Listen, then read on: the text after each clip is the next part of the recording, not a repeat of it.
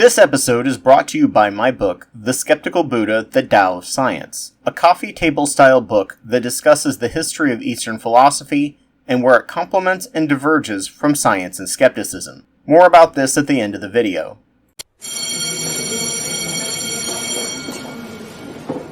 Welcome to After School Democracy, the podcast that attempts to fill in the gaps you almost certainly missed in school about politics, economics, and history. The state of Texas has been a shoo-in for the Republican Party since 1992. Because of that, it's been the only reason why Republicans have been able to win for nearly a decade thanks to our winner-take-all system with our stupid electoral college system that made sense back when we were a collection of nations and had to deliver votes by horse and buggy, but is now incredibly unfair and non-representative now that we're one nation who can send out votes instantaneously. The last time a Republican president won the popular vote was George W. Bush's second term, purely through incumbency and the appearance that he was a strong leader in the wars, after which he immediately then botched Katrina horribly, and it came out that he lied about WMDs and the reason we went to war in Iraq in the first place, which led to him being considered one of the worst presidents in US history until Trump came along making him look good, rebranding his image, and now according to a recent poll, 49% of Democrats now view him favorably. Humans are just so stupid. Prior to that, it was Pappy Bush in 1988, while Al Gore won the popular vote against W. It's possible he also could have won the Electoral College, depending on the recount outcome, but we only learned about that after he conceded and the Supreme Court put their thumb on the scale. Because of Texas being such a red state ever since Newt Gingrich started using nuclear-grade mudslinging attacks and stonewalling legislation, Republicans have moved further and further right to the point that they view releasing Project 2025 to be a winning strategy, and if not, it doesn't matter, they'll tell their cult followers they actually won and hope for another January 6th that actually works. However, all data shows that Texas is getting less and less red every election cycle. A large part of this is because young people in Texas have been under Republican rule for so much and have been treated with such disdain that they tend to vote for the other party. Another is oddly Elon and his tech bros bringing new workers in from California because they hate liberal policies and taxes that is ironically making the voting population more blue, which could lead them to be the very thing that makes Texas everything they hated about California. And lastly, the Latino population is growing and the white population is shrinking, and Latinos, especially Mexican Americans, don't have the same knee-jerk fear and hatred of anything referred to by the right as socialist because many are socialists themselves or have family that lived under elected socialist governments. They are also very alarmed and sick of the xenophobia against them that Trump and the GOP has lobbied at them for decades. Oddly enough, Texas and California have roughly the same Latin American voters, and the last time a Republican won that state was in 1988. The biggest reason for this is that California has strong unions that got out the vote and got Latin Americans into the habit of voting. Since then, no Republican president has won there, and the few Republican governors were very far left of the presidential candidates. In other words, center-right.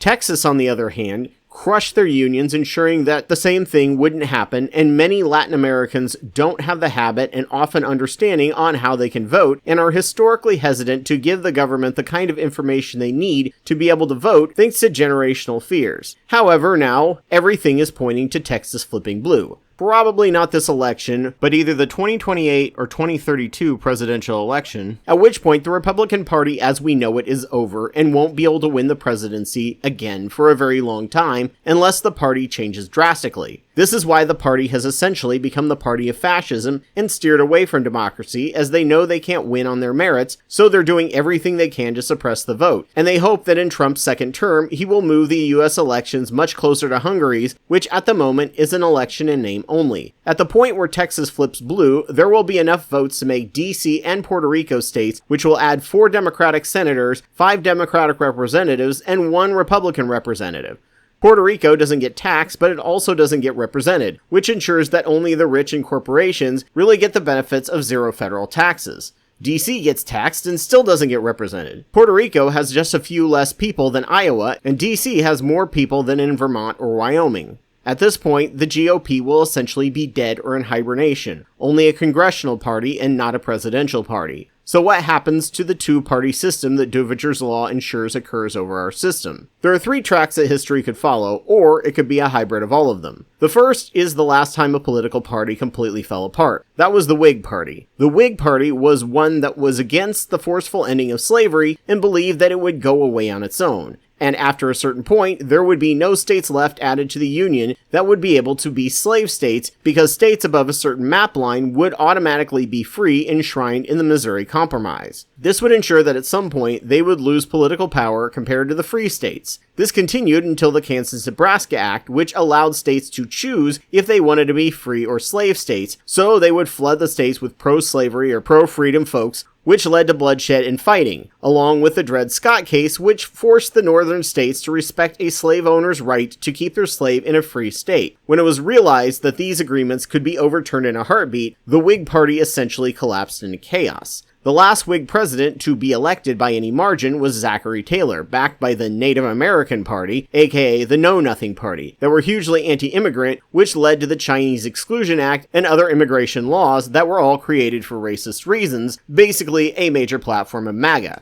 The next election of 1852 was the Democrat Franklin Pierce, where the Whigs only won 4 states, showing their complete disintegration. In 1856, former Whig President Millard Fillmore, who took over from Zachary Taylor, who died in office, tried to run again as a Whig and won only Maryland. The new abolitionist Republican Party won New England and 4 Midwestern states, while Democrat James Buchanan won the presidency. 1860 saw a huge shakeup, with 4 parties vying for power. The Democratic Party had split, creating a Whig-like Northern Democrat of Stephen Douglas, who only won Missouri, the Constitutional Unionist Party of John Bell, who won the 3 most northern southern states, John Breckinridge, who won the rest of the 11 southern states, and Abraham Lincoln, who won in a landslide of 18 states. This win kicked off the Civil War, in spite of the fact that Lincoln promised not to free a single slave if it preserved the Union. The Southern landowners creating a fear campaign, akin to the fear campaign that Obama would take away our guns, leading to secession. 1864 saw Lincoln beat the only party with any power in the Union, the Northern Democrat George McClellan, who won only 2 states. Grant beat Northern Democrat Horatio Seymour in 1868, who won 7 states. 1872 saw one last attempt at a multi-party system with 6 people winning seats in the Electoral College. Grant, of course, ran as a Republican who won the most seats. Democratic Indiana Governor Thomas Hendrick won 4 states, while Liberal Republican, aka a more pro-business conservative wing of the Republican Party, Benjamin Gatz Brown won 2 states, while Kentucky, Missouri, and Georgia at that time split their seats based on proportional votes, similar to how Maine and Nebraska do things, and how all states really should do things. This could be a tactic the GOP uses to delay their death or recover faster by ending their winner-take-all in Texas while they have a majority in the state government. The other alternative is invoking Texas's special ability to split into 5 states, which would delay the end of the GOP by a cycle or 2.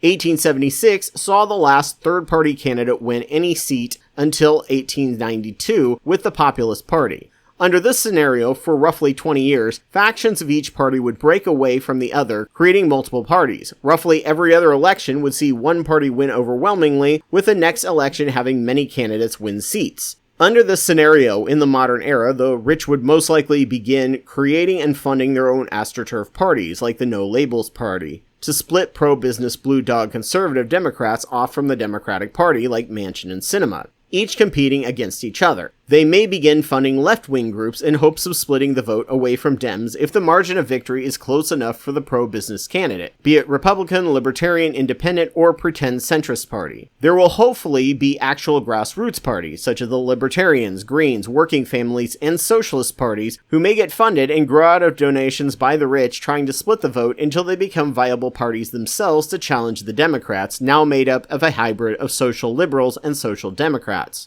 We will see one election where no third party wins any seats, and one where many third parties win seats but the Democrats win. It's also possible that a pro-business only, no labels, or libertarian-style party will overtake the Democrats with many of the pro-business policies of the current GOP, but with the current culture war side of things gutted, which people at this point are sick of, who also show willingness to compromise with Democrats instead of refusing to work with them at all, like has happened in the Republican Party since 2008. The second scenario in U.S. history was after the Great Depression, which was blamed heavily on the GOP to the point that no one liked them. when FDR won 4 terms and his vice president Harry Truman won the term after that. The GOP found an incredibly moderate Dwight Eisenhower, who could have run in either party, but found himself agreeing more with oversimplified versions of the Republican Party. This irritated the GOP when he pretty much ran the presidency like a Democrat most of the time for 2 terms, but it was enough time to wipe the stench off the label Republican, allowing Nixon to win overwhelmingly. In this scenario, most likely without a viable GOP candidate, using the culture war will be restricted to certain states, similar to the Dixiecrat strategy.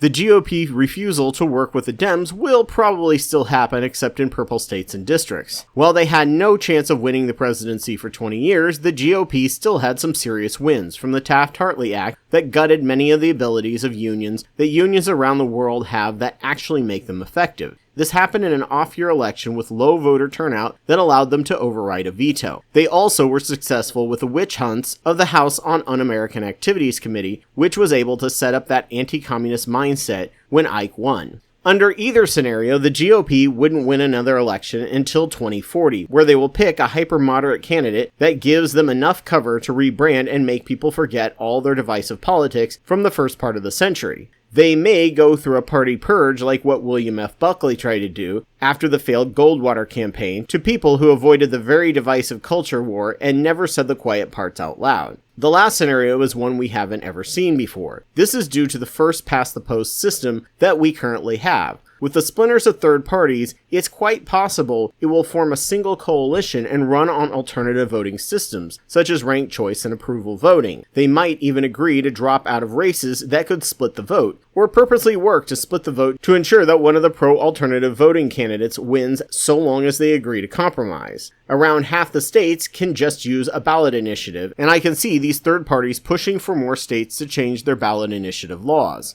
With potentially 6 states with ranked choice voting after this election, more citizens will demand this, creating an end to divisive culture war politics, at least spouted by the candidates, and the candidate with the most average of the area's opinions will win under alternative voting systems. With no one feeling like their vote is wasted if they don't vote for the 2 major parties, more people will feel like voting matters. It's likely that under this system, the Democratic Party will still remain one of the most powerful parties, but their win will never be guaranteed, and they will have to fight hard for every win they get, no matter what seat they're in, especially if someone else comes along with a popular idea people like.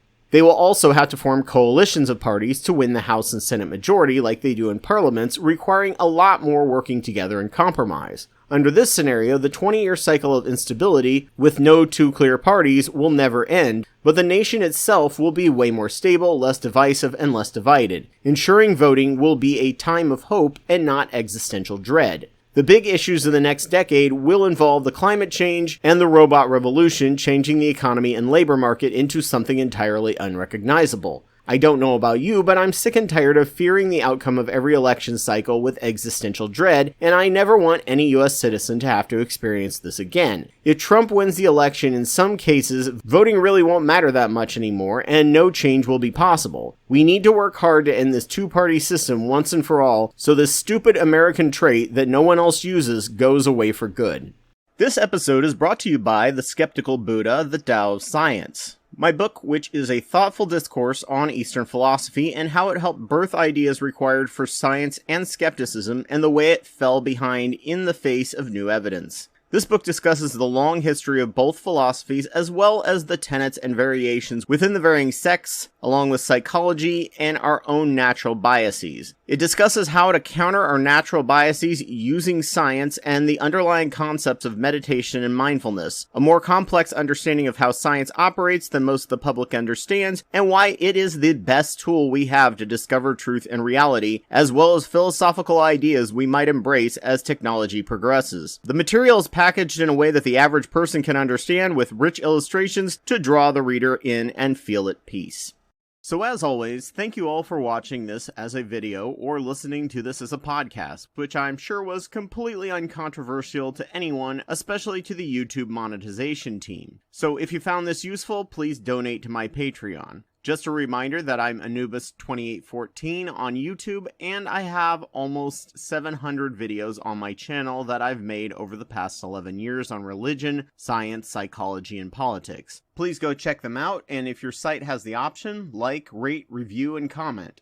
A special thanks goes out to Kendall Copperberg, Mylon Mia, Ogrel, Elias Garcia Guevara, and Joe Taylor for their $10 or more Wapawet level donations. I'm always humbled by the fact that they find my work worth funding and worth driving me forward. Thank you all. Please consider donating to my work if you can, and thank you all for listening.